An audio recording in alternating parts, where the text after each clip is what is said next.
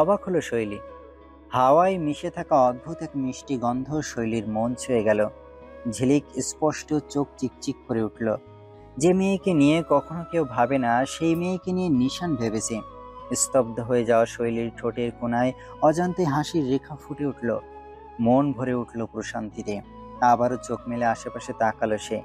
চারদিকে ছড়িয়ে আছে সৃষ্টিকর্তার অপার সৌন্দর্যের নমুনা। এসব দেখে যে কারো মন ভালো হতে বাধ্য, মুখে হাসি ফোটাতেও বাধ্য। পাখির কলকাকলি, হ্রদের জলে পড়া রোদের চিকচিক করা আভা, গাছের পাতায় খেলা করা বাতাসের দোল, সবকিছু যেন প্রকৃতির এক অনবদ্য আয়োজন। কিন্তু প্রকৃতির সৌন্দর্যকে ছাপিয়ে এখন তার মন জুড়ে শুধুই নিশানের বলা কথাটা প্রতিধ্বনিত হচ্ছে, তোর জন্যই খুঁজেছি। অবিশ্বাস্য লাগছে শৈলীর। কেউ কখনো তার জন্য কিছু করেছে কি? এমন করে ভেবেছে কি? সে তো বরাবরই একটু চাপা স্বভাবের, নিজের মতো থাকা মেয়ে। ছোটবেলা থেকে সে শিখে এসেছে যে কেউ তার জন্য ভাববে না, নিজেকেই নিজের মতো গুছিয়ে নিতে হবে। কিন্তু আজ নিশান। শৈলী আবারও চোখের তারায় বিস্ময় আর প্রশংসা একসঙ্গে মেখে নিশানের দিকে তাকালো। এই মানুষটা এত গম্ভীর, কথা কম বলে, অথচ তার মনের গভীরে কত কিছু লুকিয়ে থাকে। এমনকি নিজের অজান্তেই কি সে শৈলীর জন্য এতটা ভাবতে শুরু করেছে? শৈলী একটু ধীরে নিঃশ্বাস নিল, চোখ মেলে আবারও প্রকৃতির দিকে তাকালো। আজ এই জায়গার সৌন্দর্য কেবল প্রকৃতির জন্য নয়, বরং কারো বিশেষ মনোযোগের জন্য। তার কাছে আরো সুন্দর লাগছে। নিশান পাশে থাকতেই যেন পরিবেশ আরো মায়াবী হয়ে উঠেছে। একটা ছোট্ট হাসি আবারও খেলে গেল শৈলীর ঠোঁটে। মন ভরে উঠল এক অদ্ভুত প্রশান্তিতে। হঠাৎ নিশান বলে উঠল, তুই কথা বলতে শিখবি কবে? হঠাৎ নিশানের প্রশ্নের সম্মুখীন হয়ে অপ্রস্তুত হলো শৈলী। কিছুক্ষণ সময় নিয়ে বোঝার চেষ্টা করলো কথাটার মর্ম, কিন্তু সরল মনে নিশানের কথাটার মানেটা স্পষ্ট হলো না।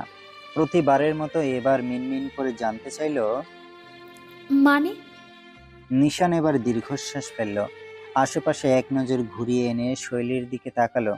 মুখে গম্ভীর ভাবটা বজায় রেখে স্বাভাবিক গলায় বলল, মানুষের মিনিমাম একটা সহ্য ক্ষমতা থাকে, সেটা যে কোনো ক্ষেত্রে। আমি জানতে চাই তোর সহ্য ক্ষমতা ঠিক কতটা বেশি। শৈলীর ঠোঁট কিছু বলার জন্য মুখ খুলতেই নিশান আবার বলে, জীবনে তো বোকা হলে চলো না হিমরূপা। চমকে স্তব্ধ হয়ে তাকালো শৈলী। তার চোখের এমন দৃষ্টি দেখে নিশানের ঠোঁটের কোণে একটা অস্পষ্ট হাসি ফুটে উঠল। শৈলীর চোখ ফের বিস্ময়ে বড় হয়ে গেল। হিমরূপা? সে কি ভুল শুনেছে? না, নিশান্ত একদম পরিষ্কারভাবেই তাকে এই নামে ডাকলো। সে তো ঠিকই শুনেছে।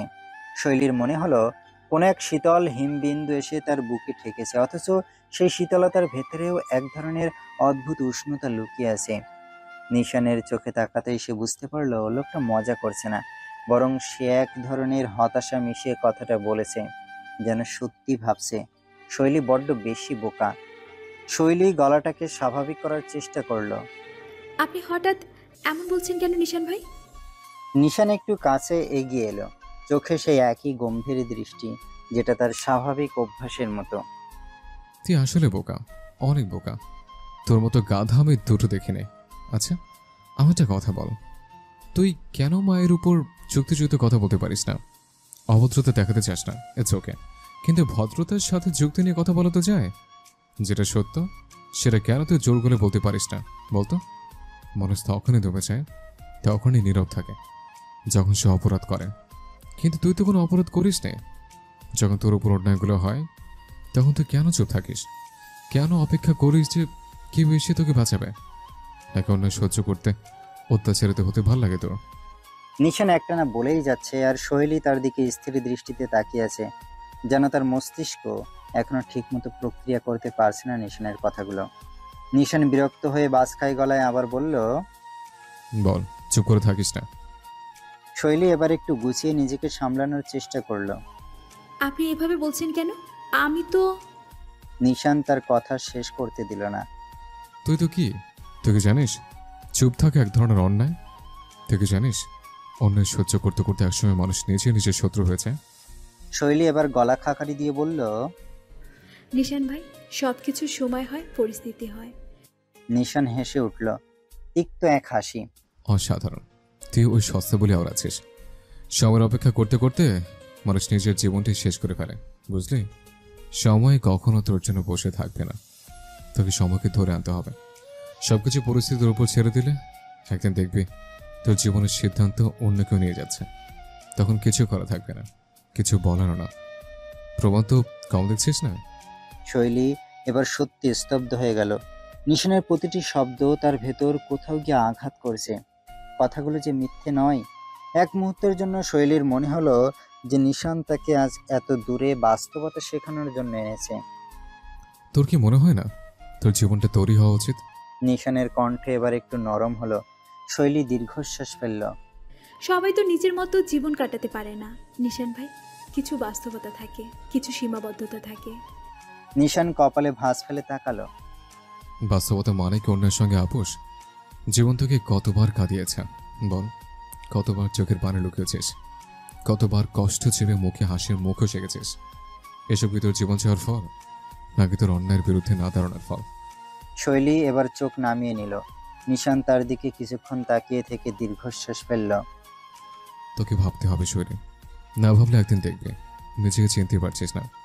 কিছুক্ষণ নীরবতা। আশেপাশের হালকা বাতাস, গাছের পাতার মৃদু দোল, সব মিলিয়ে পরিবেশটাও যেন খানিক থমকে গেছে। নিশান নীরবে তার দিকে তাকিয়ে অপেক্ষায়। শৈলী এবার কি বলে? কিছুক্ষণ পর শৈলী নিঃশ্বাস নিয়ে নিচু গলায় বলল, আপনি সবকিছু এত সহজে বলেন যেন সবকিছু হাতে ধরে বদলে ফেলা যায়, কিন্তু বাস্তবতাটা এতটা সহজ নয় নিশান ভাই। নিশান ভুরু কুঁচকালো, নীরবেই এর মানে জানতে চাইল। শৈলী ঠোঁট কামড়ে কিছুক্ষণ চুপ রইল, তারপর ধীর গলায় বলতে শুরু করলো, জীবনে এমন কিছু সম্পর্ক থাকে যেগুলো ছেড়ে দেওয়া যায় না। কিছু বাধ্যবাধকতা থাকে যা না মানলেও চলে, কিন্তু মানতে হয়। আমার জীবনটা কখনোই আমার নিজে ছিলই না নিশান ভাই।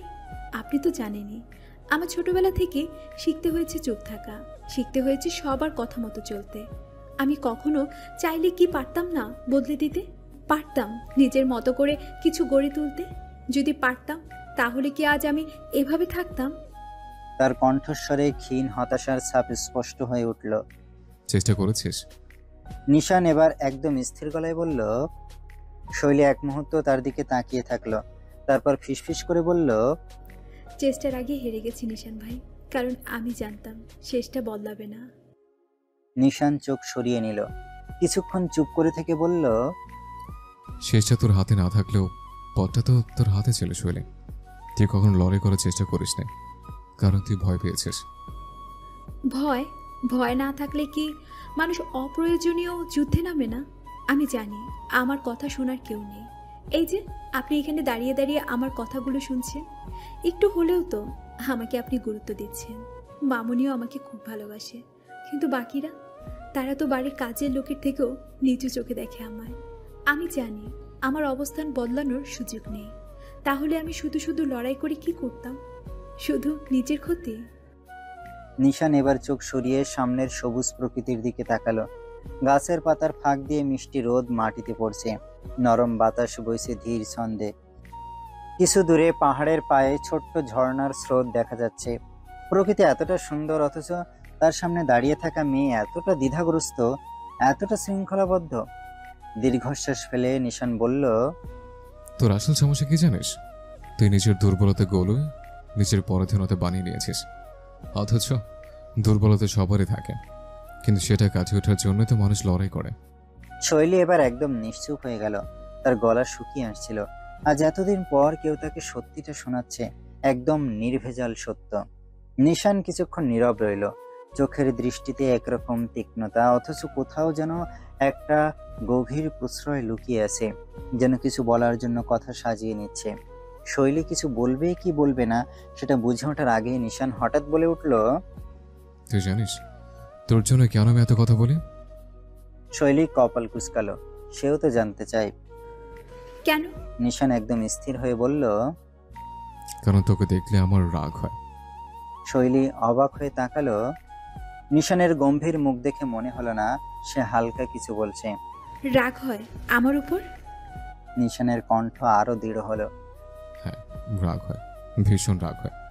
মাঝে মাঝে তোকে থাপ্পড় মারতেও মন চায়। শৈলী চোখ পিটপিট করে তাকালো, সরল মনে জানতে চাইলো, কেন নিশান ভাই? কারণ তুই কিছু বুঝিস না, আর বুঝলেও সেটা মানতে চাস না।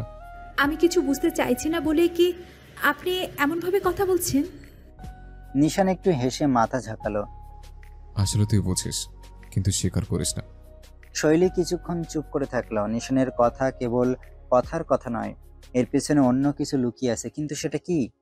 সে কি কিছু আন্দাজ করতে পারছে, নাকি সে নিজেই ভয় পাচ্ছে কিছু একটা বুঝতে?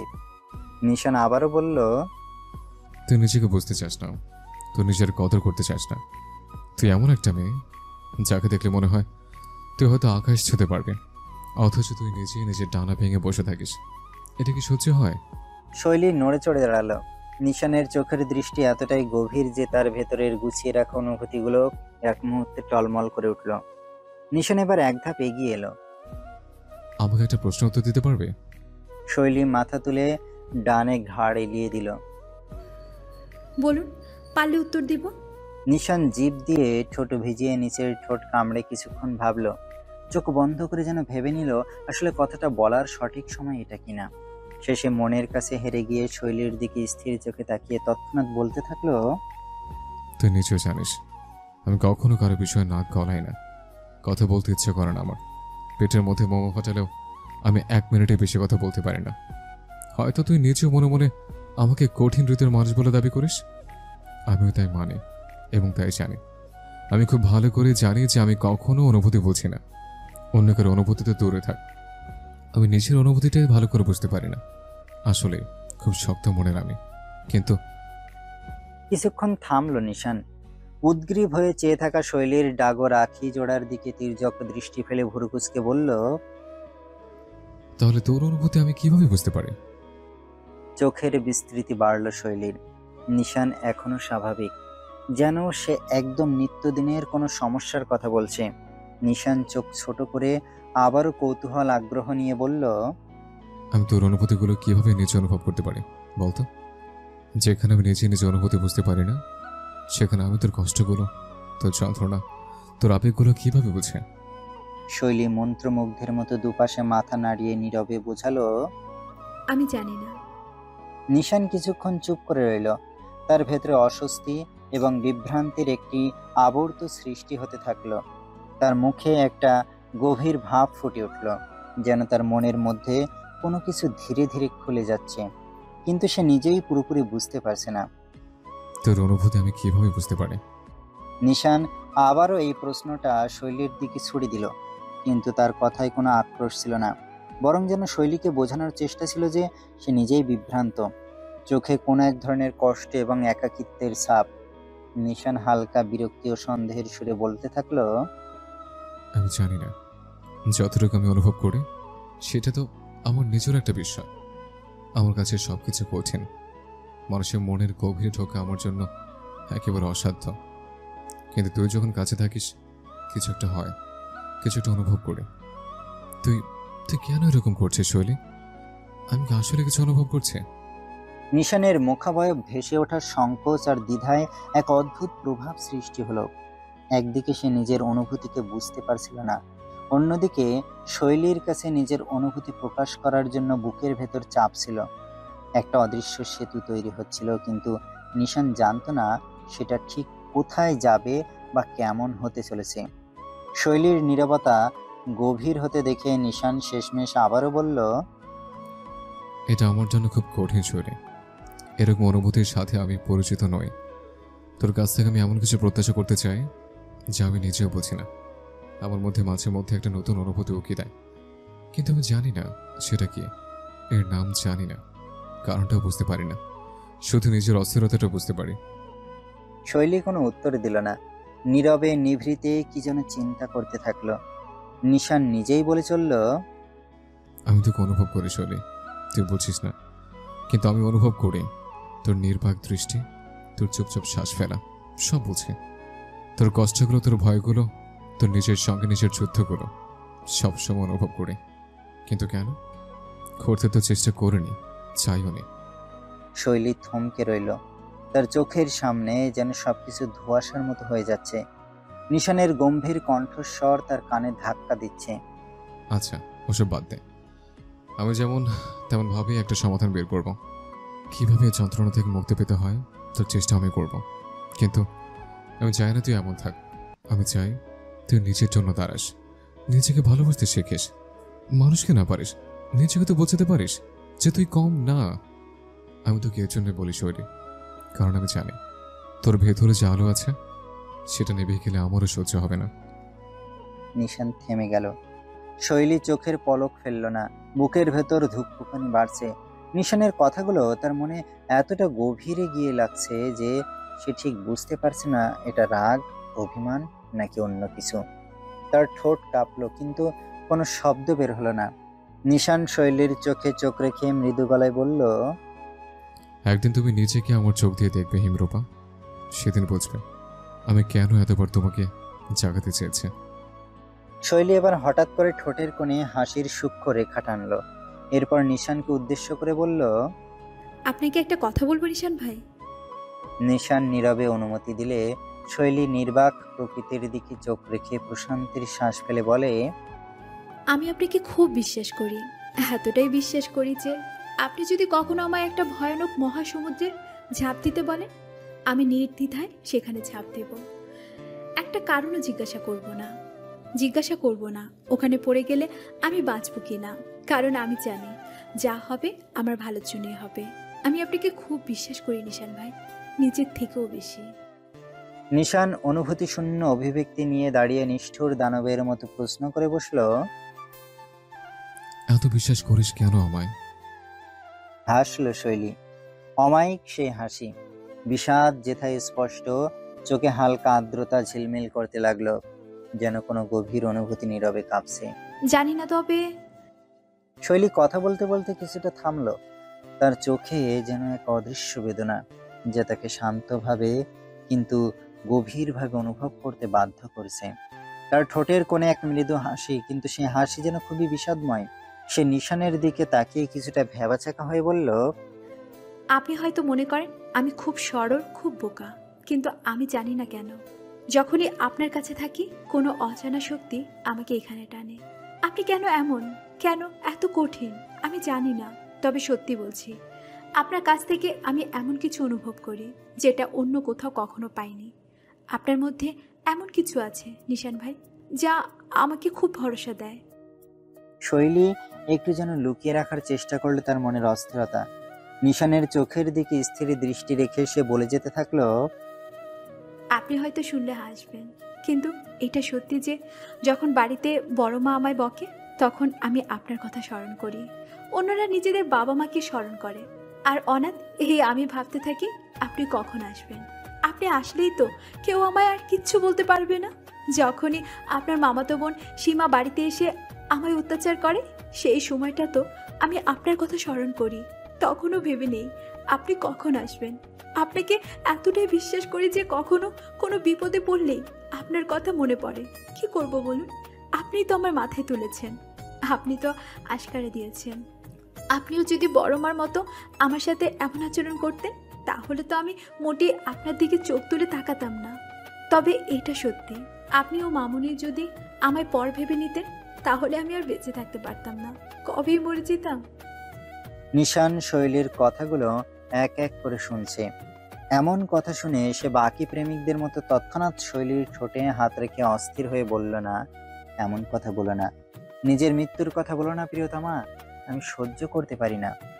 বরং নিশান আবার কঠিন পাষাণ পুরুষের পরিচয় দিয়ে চোখে কোনো প্রতিক্রিয়া দেখালো না, কিন্তু শৈলীর কথা তার মনে গেঁথে যাচ্ছে, যেন প্রতিটি শব্দ গভীরে প্রভাবিত হচ্ছে, তার নিজের অজানা অনুভূতির সাথে মিশে যাচ্ছে।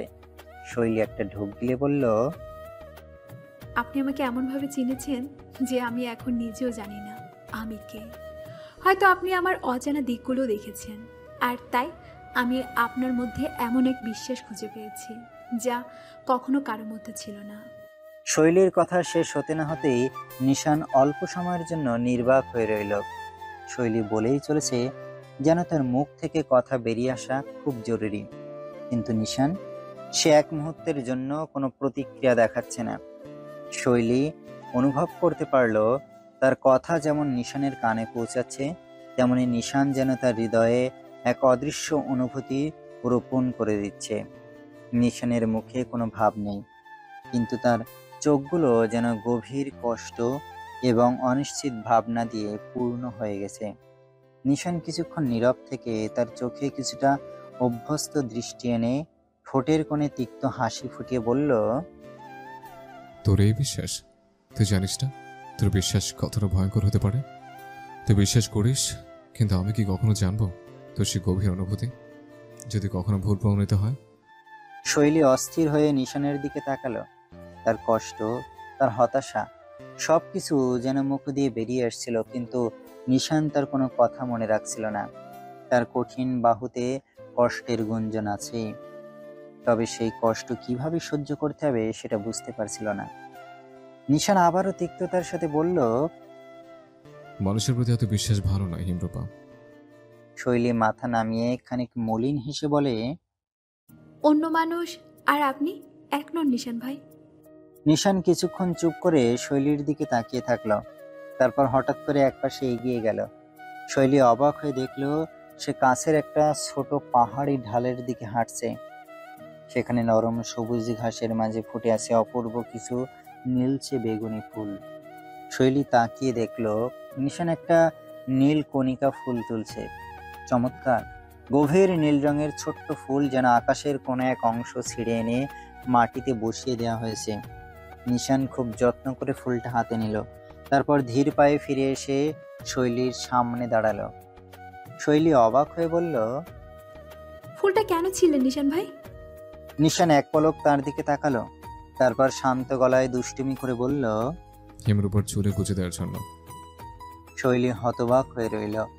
নিশান তার হাতের দিকে হাত বাড়িয়ে দিল, যেন নীরবেই বলছে, ফুলটা নাও। কিছুক্ষণ দ্বিধা করার পর শৈলী হাত বাড়িয়ে নিল। নরম পাপড়িগুলোর স্পর্শে সে একটু চমকে গেল, যেন এতদিন পর প্রথমবার কোনো ভালোবাসা মাখা কিছু পেয়েছে। নিশান তাকিয়ে বলল, এই নীলকণিকা ফুল জানিস কেমন দেখতে? কোমল, কিন্তু শিকড় মাটির গভীরে থাকে। ঝড় এলেও সহজে উপরে যায় না। তোর এমন হওয়া উচিত। নরম হতে পারিস, কিন্তু ভেতর থেকে শক্ত থাকতে শিখতে হবে। শৈলী কিছু বলল না, শুধু নীল ফুলটার দিকে তাকিয়ে রইল। চোখের কোণে এক ফোঁটা পানি চিকচিক করে উঠল, কিন্তু সে সেটা মুছল না, কারণ আজ সে প্রথমবার অনুভব করলো কেউ তার দুর্বলতাকে স্বীকার করেও তাকে অস্বীকার করেনি, বরং তাকে আরো শক্ত হতে শিখতে বলেছে। বেলা বেশ গড়িয়েছে। নাসিরুল তালুকদার নিজের ঘরে বসে পেপার পড়ছেন। আলো আধারী ঘরটাতে তার মুখাবয়বটা একেবারে শান্ত। তিনি একটু আগেই তার ছোট ভাই শরীফুল তালুকদারকে দেখে এলেন। প্যারালাইজড ভাইকে দেখে তিনি প্রতিবারই অশ্রুসিক্ত হয়েছেন। তৎক্ষণাৎ মনে পড়ে গিয়েছে শৈলীর হাসিমাখা মুখটা। সে কি আদৌ নিজের দায়িত্বগুলো পালন করতে পারছে? ছোট ভাইকে দেয়া দায়িত্ব হিসেবে কি শৈলীকে ঠিকঠাক দেখভাল করতে পারছে? পারছে না, সে মোটেই পারছে না, এটা তার জানা। কিন্তু সে যে নিরুপায়। নাসিরুল তালুকদারের এখনো মনে পড়ে সে তার প্যারালাইজড ছোট ভাইয়ের মেয়েকে নিজের মেয়ের মতো করে লালন পালন করার কথা দিয়েছিল। সে মোটেই এই কথা রাখতে পারেননি। যতবারই তিনি শরীফুল তালুকদারের কাছে গিয়েছেন, ততবার এই প্রতিশ্রুতি তার মস্তিষ্কে জ্বলন্ত হয়ে উঠেছে। অতীত নিয়ে নাড়াচাড়া করা নাসিরুল তালুকদার হঠাৎ করে দরজায় কড়া নাড়ার শব্দে কেঁপে উঠলেন, চমকে গেলেন। নিজেকে স্বাভাবিক করে চোখে চশমা লাগিয়ে স্বভাবসুলভ গম্ভীর কণ্ঠে বললেন, এসো। লাল পাড়ের সাদা শাড়ি পরা খাদিজা মুখ গম্ভীর রেখে হাতে চায়ের কাপ নিয়ে ভিতরে প্রবেশ করলেন। মুখে তার বেজায় বিষাদের ছায়া। কোনোরকম কথাবার্তা ছাড়াই তিনি ধপ করে চায়ের কাপটা শব্দ করে রাখলেন নাসিরুলের পাশে থাকা টেবিলের ওপর। নাসিরুল সাথে সাথে ভ্রু কুঁচকে তাকলেন নিজের স্ত্রীর দিকে।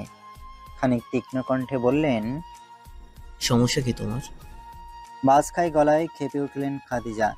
চোখ গরম করে দাঁত খিঁচিয়ে দ্রুত বলতে থাকলেন, সমস্যা সমস্যা আমার নয়, সমস্যা হলো আমাদের। তুমি কি শুরু করেছো? হ্যাঁ, কতবার করে বললাম তোমার ওই ছোট ভাইয়ের অপয়া মেয়েটাকে এখান থেকে বের করো। যত দ্রুত সম্ভব এই বাড়ি থেকে তাকে তাড়িয়ে দিতে বললাম আমি তোমায়, তুমি আমার কথা শুনলে না। কত কষ্ট করে একটা পাত্রপক্ষ জোগাড় করলাম, শেষমেশ তোমার ওই ভাইয়ের মেয়ে আমার ছেলেটাকে দিয়ে পাত্রপক্ষ তাড়িয়ে দিল। কত বড় কলিজা ওই মেয়ের। এগুলো কি হচ্ছে?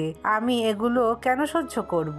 ওই মেয়েকে আমি আর খাওয়াতে পারবো না, আমি আর পড়াতে পারবো না। নাসিরুল তালুকদার নিজের স্ত্রীর মুখে আবারও সেই কথাগুলো শুনে এবার পেপার ভাঁজ করে টেবিলে রাখলেন। এরপরে দুই হাত মুঠ করে শান্ত গলায় বললেন, পড়াশোনাটা শেষ হতে দাও ওর। আর কিছুদিনের ব্যাপার তো। ও একটা মেয়ে, শৈলী ছেলে নয়। সে সারা জীবন এই বাড়িতে পড়ে থাকবে। অবশ্যই বিয়ে করবে। বিয়ে করলে মোটেই তোমার এই বাড়িতে আসবে না, আর চাইলেও আসতে পারে। এটা ওর বাপের বাড়ি। তুমি আবারও ভুলে যাচ্ছ যে এই বাড়িটা আমার নামে লেখা নয়। এই বাড়ির মাত্র 1/3 আমার নামে লেখা। আর তুমি যে বারবার শৈলীকে নিয়ে এইসব কথা বলছো, এটা কি ঠিক? ও নিজের বাপের টাকায় চলে, নিজের বাপের টাকায় পড়ে। খাদিজা তালুকদার বিরক্ত হয়ে মুখ ঘোরালেন। নাসিরুল আবারও বললেন, আর তুমি কি বলছো? তোমার ছেলে কি এমন যে কেউ তাকে বশ করতে পারবে? তোমার ছেলে অত ভালো হলে এতদিনে বিয়েটা দিতে পারতে, সেটাও তো পারলে না। ওর বয়সী সবার বিয়ে হয়ে এক বাচ্চার বাপ হয়ে গিয়েছে, আর তুমি তোমার ছেলেকে এখন পর্যন্ত বিয়ে দিতে পারলে না। আবার তোমার ছেলে করছো। তোমার ছেলেকে বশ করার মতো কোনো মেয়ে এখনো জন্ম নেয়নি, নইলে এতদিনে হয়েই যেত। কোনো মেয়ে যদি তোমার সুযোগ্য ছেলেকে বশ করতে পারে, তাহলে আমার থেকে বেশি খুশি আর কেউ হবে না। খানিক থেমে তিনি আবারও বললেন, নিশান এ বাড়ি থেকে পাত্রপক্ষ তাড়িয়ে দিয়েছে। এই বিষয়ে আমি ওকে অনুমতি দিয়েছি। এ বাড়িতে পাত্রপক্ষ এখন আসবে না। সময় হলে আমি নিচে গিয়ে পাত্রপক্ষ আনবো। তোমাকে এ ব্যাপারে নাক গলাতে না করছি আমি, খাদিজা। খাদিজা এবার চরম বিরক্ত হয়ে বললেন, আমি তো তোমাকে বারবার বললাম যে সীমার সাথে নিশানের বিয়েটা দিয়ে দাও। সীমা কত ভালো একটা মেয়ে, অনেক বুঝদার একটা মেয়ে, সংসার সামলাতে পারবে, নিশানকেও সামলাতে পারবে। আর একবার বিয়েটা হয়ে গেলে নিশানও বাধ্য হবে সংসার করতে। একটু সময় লাগবে, কিন্তু শেষে তো দুজন এক হয়ে ভালো করে সংসারটা করতে পারবে। দুজনকে পাশাপাশি কি সুন্দর মানায়। শেষের কথাটা একটু আহ্লাদের সুরে বললেন খাদিজা। নাসিরুল এবার দৃঢ় কণ্ঠে বলে উঠলেন, আমার ছেলের অমতে আমি কখনোই তাকে বিয়ে দেব না। তোমার ওই ভাগ্নিকে নিশান মোটেই পছন্দ করে না। ওই মেয়ের চালচলন আমারও পছন্দ নয়। এই বাড়ির বউ হওয়ার যোগ্য নয় সে। খাদিজা এবার খেপে উঠলেন। টেনে টেনে তাচ্ছিল্যের সুরে বলতে থাকলেন, হ্যাঁ, এখন তো এটাই বলবে এই বাড়িতে তো আমার ভাগ্নি একদম যোগ্য নয়। এ বাড়িতে থাকার জন্য তো তার যোগ্যতা নেই। এ বাড়িতে থাকার জন্য যোগ্যতা ওই ছোট ভাইয়ের মেয়ের আছে। শৈলীর মতো ছোট লোকরা এ বাড়িতে ড্যাং ড্যাং করে ঘুরে বেড়াতে পারে, এটাই তো বলবে তুমি, তাই না? ওই মেয়েটা, তুমি জেনে রেখো, ওই মেয়েটাই একদিন আমাদের বাড়িতে অশান্তির কারণ হয়ে দাঁড়াবে। ওই মেয়েটাই আমাদের কাছ থেকে আমাদের ছেলেকে ছিনিয়ে নেবে, তুমি দেখে থেকো। নাসিরুল এবার ভুরু কুঁচকে বললেন, ঝেড়ে কাশো, কি বলতে চাও? খাদিজা এবার ঠোঁট চেপে তাচ্ছিল্যের সুরে বললেন, শুনতে চাও? শোনো তবে। গত রাতে আমি নিশান আর তোমার আদরের ভাতিজিকে একসাথে ছাদে দেখেছি। অত রাতে কি করছিল ওরা? নিশান নিশ্চয়ই বিনা কারণে ছাদে যায়নি, ওই ছোট লোকটাই ডেকেছিল। ও এখন নিশানকে পটিয়ে এ বাড়িতে স্থায়ীভাবে ঘাঁটি গাড়ার চেষ্টায় আছে। ছি, মেয়েটার কি নিচু চিন্তা ভাবনা, আর আমরা গাধার মতো কিছু না বুঝে চুপচাপ আছি। মনের খুশিতে বিছানায় শুয়ে শুয়ে গান গেয়ে চলেছে মিমি। তার মন এখন অনেক ফুরফুরে, অবশ্য হওয়ারই কথা। একটু আগের ঘটনায় অন্য কেউ অপ্রস্তুত হলেও তার জন্য তো ছিল মোক্ষম সুযোগ আর অনাকাঙ্ক্ষিত, তবে আকাঙ্ক্ষিত কিছু পাওয়া। আজ রবিবার। প্রতিদিনের মতো তাড়াহুড়ো করে নিশান অফিসের জন্য বেরোতে গেলে সিঁড়ি দিয়ে নামার সময় অন্যমনস্ক হয়ে পড়ে। আবার সেই সময়ে নিজে থেকে খাওয়া দাওয়া শেষ করে মিমি উপরে উঠছিল এবং একে অপরকে লক্ষ্য না করায় যা ঘটার তাই ঘটল। নিশানের শক্তপোক্ত বাহুর সাথে মিমি জোরে এক ধাক্কা খেল এবং পড়ে যেতে নিলে স্বভাবসুলভভাবে নিশান বাঁচানোর জন্য মিমের বাহু ধরল। তবে তাৎক্ষণিকভাবে নিশান বিষয়টা বুঝতে পেরে মিমিকে ছেড়ে দিল এবং কোনো প্রতিক্রিয়া না দেখিয়ে শুধু ছোট করে বলল, দেখে শুনে হাট, পড়ে যাবি তো। এরপর মুখ গম্ভীর করে গটগট করে নিজের মতো করে বাড়ি থেকে বেরিয়ে গেল। অথচ এইদিকে আবেগের বয়সে থাকা মিমি মনে করলো নিশান তাকে ইচ্ছে করে ধাক্কা দিয়ে আবার নিজেই ধরেছে, হয়তো উদ্দেশ্য ছিল তাকে কাছে টেনে নেয়া।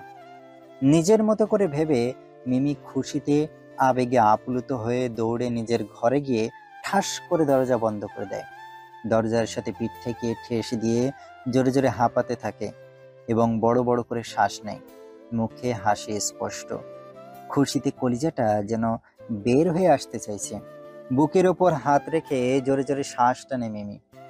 আজ অনেক কাছে গিয়েছে সে নিশানের, ভেবে গায়ে কাঁটা দিয়ে উঠছে। সে এতটাই উত্তেজিত হয়ে গেছে যে আর কোনো কিছু না ভেবে মুখ খিচে বিছানায় ঝাঁপ মারে এবং কোলবালিশ বুকে টেনে নিয়ে গুনগুন করে গান গাইতে থাকে। একটু আগে গোসল সেরে আসা মিমির কিছু ওড়না বারান্দায় মেলে দিতে গিয়েছিলেন রাশিদা তালুকদার। রিমি একটু আগে নিজের বন্ধুদের সাথে বাইরে ঘুরতে গিয়েছে, তবে মিমি বাসায় রয়ে গেছে। বারান্দায় জানালা থেকে নিজের মেয়ে মিমির এরকম অদ্ভুত আচরণ দেখে থমকে গেলেন রাশিদা। তিনি নিঃসন্দেহে যথেষ্ট বুদ্ধিমতী একজন মহিলা। এই বয়সটা তিনিও পার করে এসেছেন, তাই এটুকু বয়সী একটা মেয়ের আবেগ বুঝতে তার সময় লাগবে না। ভেজা কাপড় হাতে নিয়ে কিছুক্ষণ দাঁড়িয়ে দাঁড়িয়ে মিমির কার্যকলাপ দেখলেন রাশিদা তালুকদার। কিছু একটা ভাবলেন নীরবেই। স্বামীর মৃত্যুর পর তিনি তার মেয়েদেরকে খুব আদরের যত্ন করে বড় করেছেন। মা মেয়ের মধ্যে কোনো রকম গোপনীয়তা রাখেননি তিনি। ছোট থেকে শিখিয়েছেন মা বাবাকে নিজের সমস্ত বিষয়গুলো খুলে বলতে। আর তাই রাশিদা তালুকদার এই মুহূর্তে সিদ্ধান্ত নিয়ে ফেললেন যে আজ রাতেই মিমিকে তার এই অদ্ভুত আচরণ বিষয়ে জিজ্ঞেস করবেন। শুধু আজই নয়, রাশিদা তালুকদার অনেকদিন ধরে মিমির এমন অদ্ভুত আচরণ লক্ষ্য করেছেন, অথচ রিমির মধ্যে এমন স্বভাবটা দেখতে পাওয়া যায় না।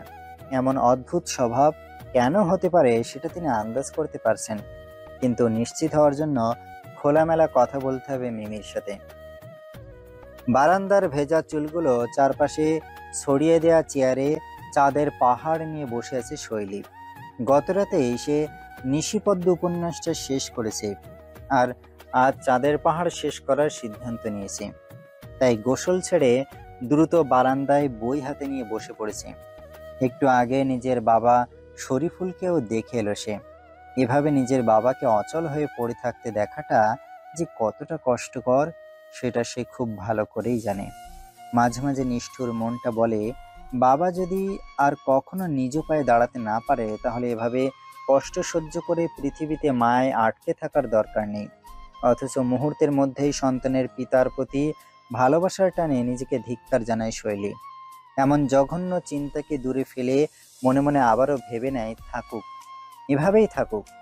অচল হয়ে পড়ে থাকলেও চোখের সামনে তো আছে, এটাই অনেক। বয়সের ভারে খানিক নুয়ে পড়া নাসিরুল তালুকদার হাঁটু ব্যথার কারণে অফিসে যাননি, তাই নিশানকেই দ্রুত অফিসে পাঠিয়েছে। এর মাঝ দুপুরে একটু বিশ্রাম নেওয়ার উদ্দেশ্যে তিনি ঘুমিয়ে পড়েছেন। আর এই ফাঁকে খাদিজা তালুকদার খুব কৌশলে সতর্কতার দৃষ্টি ফেলে শৈলীর ঘরে প্রবেশ করে। দরজার খটখট শব্দে মাথা তুলে তাকায় শৈলী। বারান্দার পর্দার মধ্য দিয়ে গাঢ় সবুজ রঙা শাড়িটা দেখে পুরো শরীর কেঁপে ওঠে তার। এই শাড়ি পরিহিত মহিলাটি যে খাদিজা তালুকদার সেটা আর বুঝতে বাকি নেই।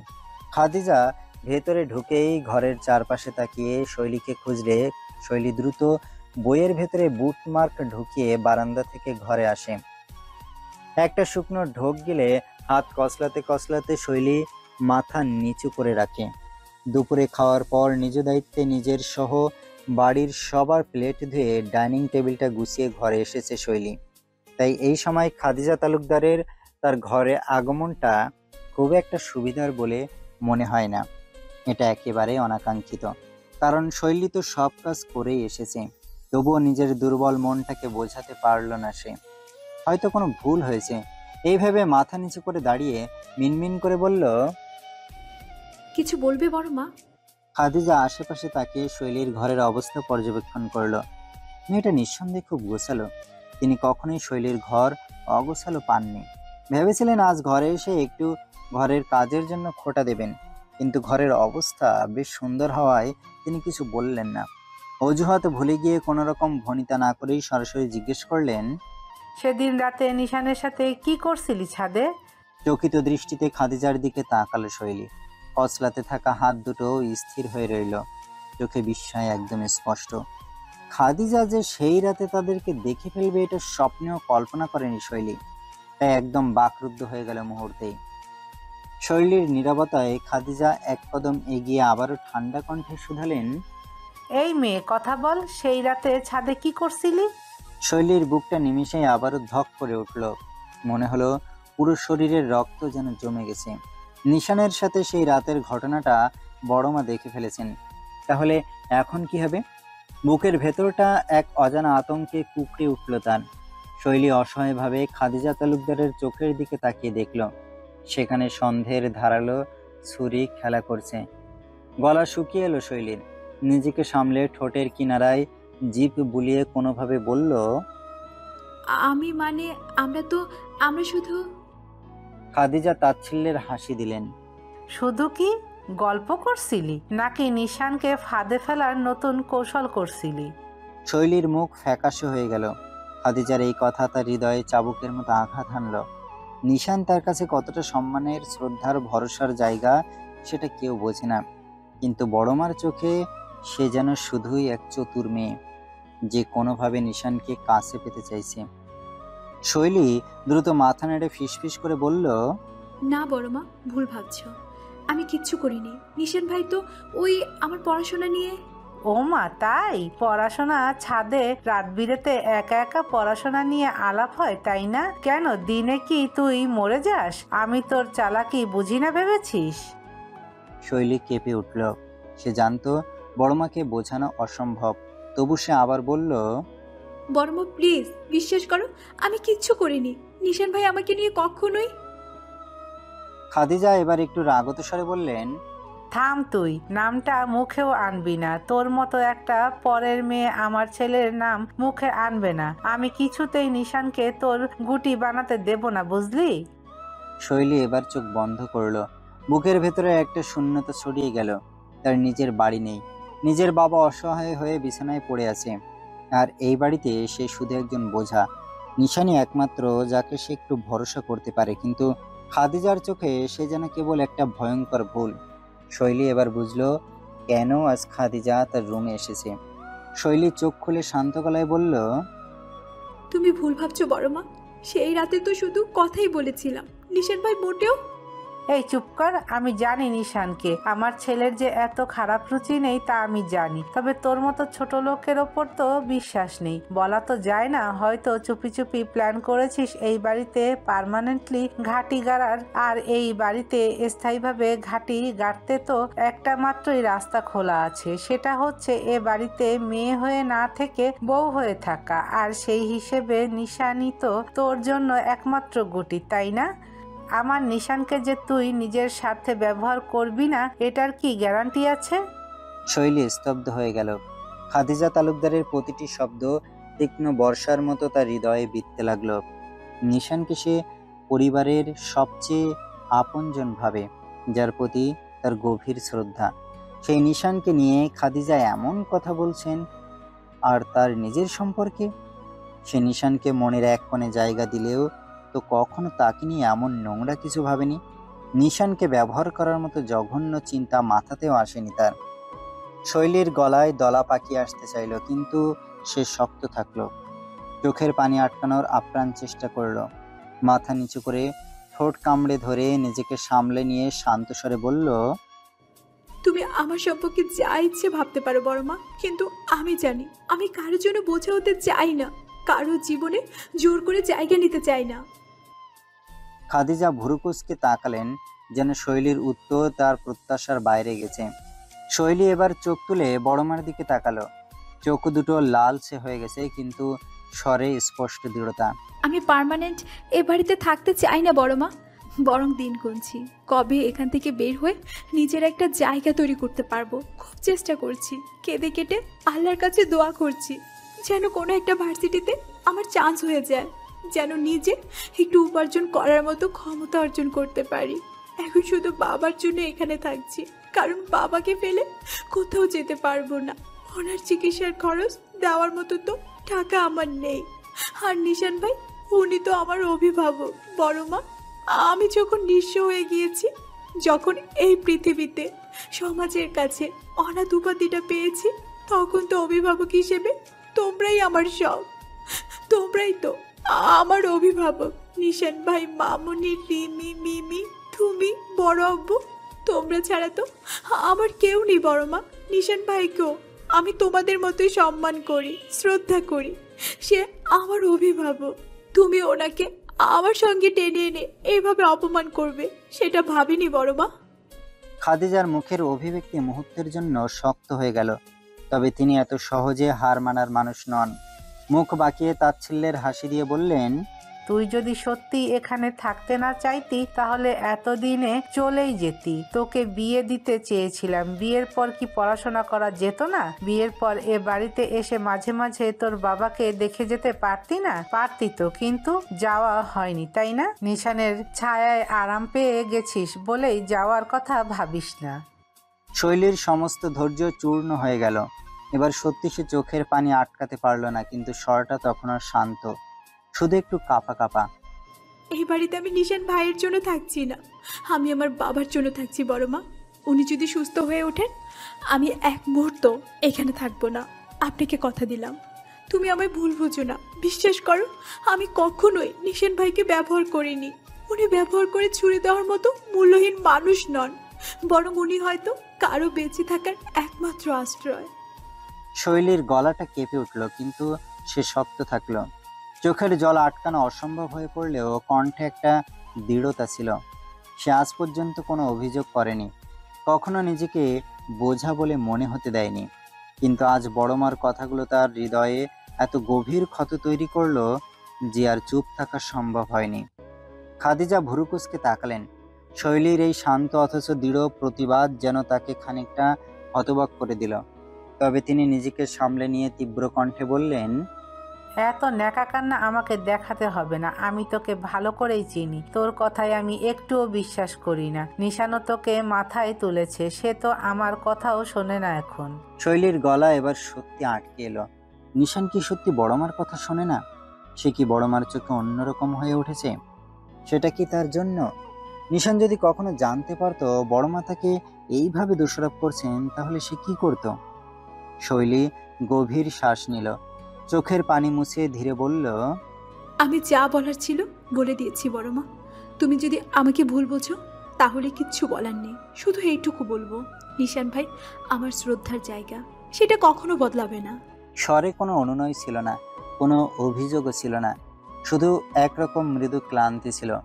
খাদিজা তালুকদার এক মুহূর্ত শৈলীর দিকে তাকিয়ে রইলেন, তারপর দীর্ঘশ্বাস ফেলে বললেন, যদি আর কখনো নিশানের কাছে অপ্রয়োজনীয় কারণে ঘেঁষতে দেখি, তোর পরিণতি ভালো হবে না।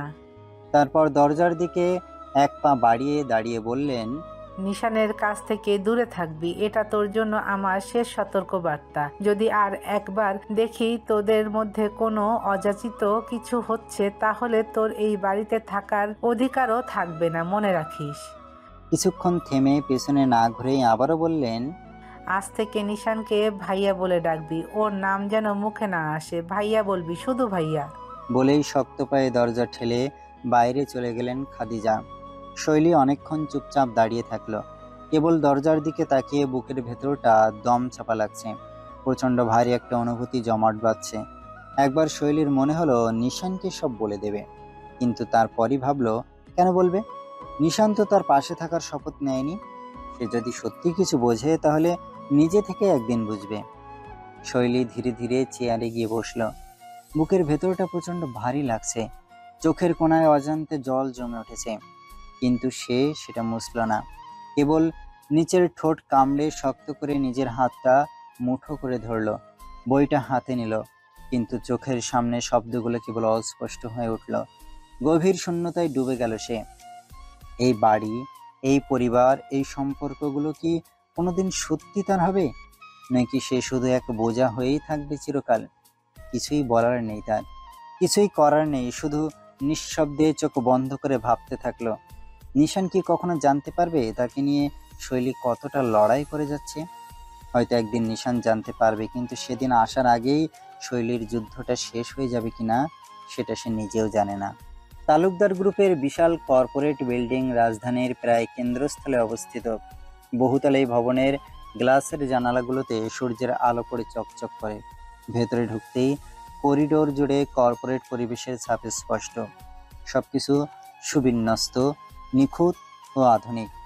অফিসের প্রতিটি কর্মচারী ব্যস্ত, কেউ ফোনে কথা বলছে, কেউ বা ল্যাপটপের স্ক্রিনে চোখ গেঁথে রেখেছে। এ বিল্ডিং এর ৭ম তলায় তালুকদার গ্রুপের বর্তমান সাইট ডিরেক্টর ও উত্তরসূরি নিশান তালুকদারের ব্যক্তিগত কেবিন। কাঁচ ঘেরা প্রশস্ত রুম, মাঝখানে কালো মার্বেলের টেবিল, একপাশে নরম চামড়ার সোফা, আর টেবিলের উপরে কিছু জরুরি ফাইলের স্তূপ। দেয়ালে কোম্পানির পুরনো কিছু ছবি বাঁধানো। নিশান কালো ফর্মাল প্যান্টের সাথে স্ক্রিপ্ট হালকা নীল শার্ট পরে আছে, যার হাতা কনুই পর্যন্ত গোটানো। সরল অথচ রাজকীয় ধরন যেন তার সৌন্দর্যকে আরো তীক্ষ্ণ আত্মবিশ্বাসী করে তুলেছে। খানিক উজ্জ্বল গায়ের রং, গভীর কালো চোখ, যেখানে অদ্ভুত এক তীক্ষ্ণতা লুকিয়ে আছে। চোখে চোখ পড়লে মনে হয় ভেতরে একটা দুর্নিবার শক্তি আছে যা মানুষকে মুহূর্তেই তার প্রতি শ্রদ্ধাশীল করে তোলে। আর নিশানের ফোলা মাংসপেশি, চওড়া কাঁধ আর সুঠাম শরীর তাকে আরো ব্যক্তিত্ববান করে তুলেছে। চুলগুলো সবসময় যত্নে থাকে। এমন গেটআপে সুঠাম শরীরের অধিকারী নিশানকে দেখে যে কেউ পিছলে যাবে নিশ্চিত। এই মুহূর্ত নিশান টেবিলের ওপর রাখা ফাইলগুলো দেখছে, আর চোখে মুখে চূড়ান্ত মনোযোগ। তার হাতে একটা ব্ল্যাক পেন, যেটা বেশ কায়দা করে নির্বিঘ্নে ঘোরাচ্ছে, যেটা নিশান চিন্তারত অবস্থায় প্রায়ই করে। তার সামনের টেবিলে দীর্ঘদিনের বিশ্বস্ত সহকারী মারুফ বসে আছে, গম্ভীর মুখে কিছু নোট লিখছে। মারুফ বেশ দক্ষ একজন এক্সিকিউটিভ, নিশানের ডান হাত বলা চলে। নিশান ফাইলের কিছু পৃষ্ঠা উল্টে রেখে সোজা হয়ে বসলো, তারপর গম্ভীর গলায় বলল, গুলশানের ফ্যাক্টরি ফাইল এনেছ? মারুফ সঙ্গে সঙ্গে ফাইলটা এগিয়ে দিল, বিনয়ী কণ্ঠে বলল, জি স্যার, এটা গত 5 বছরের রিপোর্ট। যদিও দেখেছেন, আর একবার দেখে নিন। আরও কিছু ডিটেলস অ্যাড করেছি। ফ্যাক্টরিটা সম্পূর্ণ অচল পড়ে আছে স্যার। জায়গাটা তো অনেক দামি হয়ে গেছে, বিক্রি করলেও লাভ হবে। নিশান ঠোঁট কামড়ে নিল, মাথা দুদিকে নেড়ে বলল, তা তো আমিও জানি। আমি প্রথমে এটাই ভেবেছিলাম, তবে বাবার কথা শুনে একটু চিন্তা ভাবনা করলাম। বাবার কথায় যুক্তি আছে। বিক্রি করাটা খুব সহজ সিদ্ধান্ত, কিন্তু আমি এখনো নিশ্চিত নই। জায়গাটা স্ট্র্যাটেজি, লোকেশন ভালো। যদি এটাকে রিডেভেলপ করা যায় তাহলে আরো ভালো রিটার্ন পাওয়া যাবে। মারুফ কিছুক্ষণ চুপ করে থেকে বলল, কিন্তু স্যার, আমাদের এখানে নতুন প্রজেক্ট নিলে ইনভেস্টমেন্ট অনেক লাগবে। আর পুরনো ফ্যাক্টরি রিডেভেলপ করতে গেলে কিছু লিগ্যাল ইস্যু আছে, কিছু ট্যাক্স ডিউ বাকি রয়েছে। নিশান পেনটা হাতে ঘোরাতে ঘোরাতে কিছু ভাবলো, তারপর চোখ তুলে মারুফের দিকে তাকিয়ে বলল, সেসব আমি ম্যানেজ করবো, ডোন্ট ওয়ারি। তুমি একটা হিসাব করো, যদি আমরা এটাকে আধুনিক বানিয়ে ভাড়া দিই বা অন্য কাজে লাগাই, তাহলে ইনভেস্টমেন্ট ফেরত পেতে কতদিন লাগবে? একটা বিশদ রিপোর্ট তৈরি করো, আমি নিজে যাচাই করব। মারুফ সম্মতিসূচক মাথা নাড়ল। ঠিক আছে স্যার, আমি আজকের মধ্যেই রিপোর্ট তৈরি করে দেব। তবে স্যার, যদি বিক্রির সিদ্ধান্ত নিতে হয় তাহলে কিছু প্রপার্টি ডেভেলপার কোম্পানি আগ্রহী আছে, তারা বেশ ভালো প্রাইস অফার করতে পারে। নিশান এবার চেয়ার ছেড়ে উঠে জানালার পাশে গিয়ে দাঁড়ালো, বাইরের শহরটার দিকে এক দৃষ্টিতে তাকিয়ে বলল, ব্যক্তি করার সবচেয়ে সহজ রাস্তা মারুফ, কিন্তু আমি সহজ পথ নিতে চাই না। আমি চিন্তা করব, তারপর সিদ্ধান্ত নেব। মারুফ নিশানের ব্যক্তিত্ব ভালো করেই জানে। সে কখনো আবেগ বা হঠাৎ সিদ্ধান্ত নিয়ে কিছু করে না, তাই মাথা ঝুঁকিয়ে বলল, ঠিক আছে স্যার, আমি রিপোর্ট নিয়ে আসছি। নিশান মাথা নাড়ল, কিন্তু তার চোখে এখনো চিন্তার ছাপ স্পষ্ট। গুলশানের ফ্যাক্টরিটা তার বাবা ও চাচার আমলে স্থাপিত হয়েছিল। এত সহজে সেটা বিক্রি করে দেওয়া যাবে কি? নাকি নতুনভাবে গড়ে তোলার চ্যালেঞ্জটা নেওয়া উচিত? বাবা নাসিরুল তালুকদারের বিরুদ্ধে সে কখনোই সিদ্ধান্ত নেবে না, বরং বাবার নেওয়া সিদ্ধান্তই সঠিক সিদ্ধান্ত, এটাই সে জেনে এসেছে ছোটকাল থেকে। নিশান কফির মগটা তুলে এক চুমুক দিল। চোখের কোণে খানিক ক্লান্তির ছাপ, কিন্তু মুখের রেখাগুলো আজও সেই আগের মতো দৃঢ়। ফাইলের একপাশে রাখা কলমটা আঙুলের ডগায় ঘোরাতে ঘোরাতে জানালার বাইরে তাকালো সে। গুলশানের উঁচু বিল্ডিংগুলোর পেছনে বিকেলের রোদ খানিকটা ফিকে হয়ে আসছে। ঠিক তখনই কেবিনের দরজায় টোকা পড়ল। নিশান দৃষ্টি না সরিয়েই গম্ভীর স্বরে বলল, কামিন। দরজা খুলে ঢুকলো আকাশ। সাদা শার্টের হাতা গুটিয়ে কালো ট্রাউজারের পকেটে হাত গুজে রাখা এক নির্লিপ্ত ভঙ্গি নিয়ে এগিয়ে এলো সে। চেহারায় সেই চিরচেনা আত্মবিশ্বাসী ভাব। তবে নিশানের চোখে চোখ পড়তেই হাসলো একপাশে। বাঁকা হেসে চুল ব্যাক ব্রাশ করে একটু ঠোঁট বেঁকিয়ে হেসে আকাশ বলল, কিরে বস, কেমন আছিস? খবর কি? নিশান টেবিলের ওপর কলমটা ফেলে ঠান্ডা চোখে বলল, যতটা পারি ব্যস্ততার মধ্যে ভালো আছে। তুই? আকাশ হাসলো, চেয়ারে বসে বলল, ঝাক্কাস ভাই ঝাক্কাস, তোর মতো পেটের মধ্যে ভাত রেখে চুপচাপ বসে থাকার মানুষ নাকি আমি? হজম করতে শেখো বন্ধু, নইলে দেখবে পেটের ভাত গলা দিয়ে আবারও বেরিয়ে আসছে। নিশান তৎক্ষণাৎ ভুরু কুঁচকে তাকালো, মুখে হাজারো বিরক্তির রেখা স্পষ্ট। এরকম উদ্ভট কথার মানে বুঝতে একটু সময় লাগলো তার।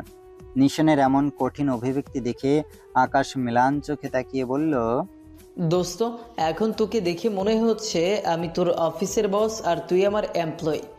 এইভাবেই কঠিন মুখ করে বসে থাকিস কেন? আরে ভাই, মানুষ হাসেও তো মাঝে মাঝে। নিশান নির্লিপ্ত ভঙ্গিতে কফির কাপটা নামিয়ে রাখলো। হাসির সময় পেলেই হাসি। যা বলার আছে বল। ফালতু কথা বলে লাথি মেরে কেবিন থেকে বের করে দেব। তবু কানের কাছে প্যান প্যান করলে বাবাকে বলে তোরে চাকরি নদীতে ভাসিয়ে দেব। আকাশ চোখ বড় বড় করে তাকিয়ে থাকলো নিশানের দিকে। তারপর ঠোঁট কামড়ে হাসি চেপে বলল, বাবা দোস্ত, এতদিনে ঠিকঠাক তালুকদার পরিবারে মানিয়ে গেছিস দেখছি, একেবারে বাপকা বেটা। কিন্তু সমস্যা জানিস কোথায়? কোথায়? তোকে কেউ ভয় পায় না ভাই। লাথি মেরে বের করে দিবি বললেই যে আমি বের হয়ে যাব, এমনটা ভাবলি কিভাবে?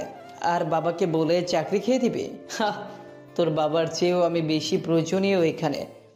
নিশান এক দৃষ্টিতে আকাশের দিকে তাকিয়ে রইল, ঠোঁটের কোণে সামান্য তাচ্ছিল্যের হাসি।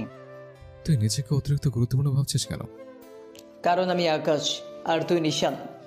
আমি আকাশ থেকে নিশান খুঁজে পাই, আর তুই নিশান থেকে আকাশ হারিয়ে ফেলিস। নিশান কপালে হাত দিয়ে দীর্ঘশ্বাস ফেলল। আকাশ, কথা কম, কাজের কথা বল। ঠিক আছে ঠিক আছে, এবার সিরিয়াস হই। গুলশানের ফ্যাক্টরির ব্যাপারে কি ভাবছিস?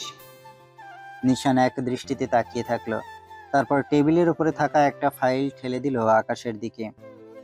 বসে আছি ফাইল নিয়ে, ভাবছি কিভাবে জায়গাটা কাজে লাগানো যায়। তুই বল, তোর কি মত? আকাশ ফাইলের একটা পাতা উল্টে বলল, আমার মতো আমি তো বলবো জায়গাটা জুয়ারিদের হাতে চলে যাওয়ার আগেই কাজে লাগিয়ে ফেল, না হলে পরে পস্তাতে হবে দোস্ত।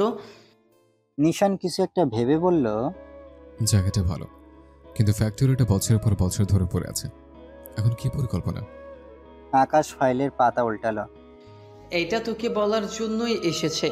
জায়গাটা যদি ঠিকঠাক কাজে লাগানো যায় তাহলে নতুন একটা ইউনিট দাঁড় করানো সম্ভব, কিন্তু তোকে জানতেই হবে ওটা ফাঁকা পড়ে থাকার পেছনে আসল কারণ কি। নিশান একটু পিছনে হেলে চেয়ারে হাত রাখলো।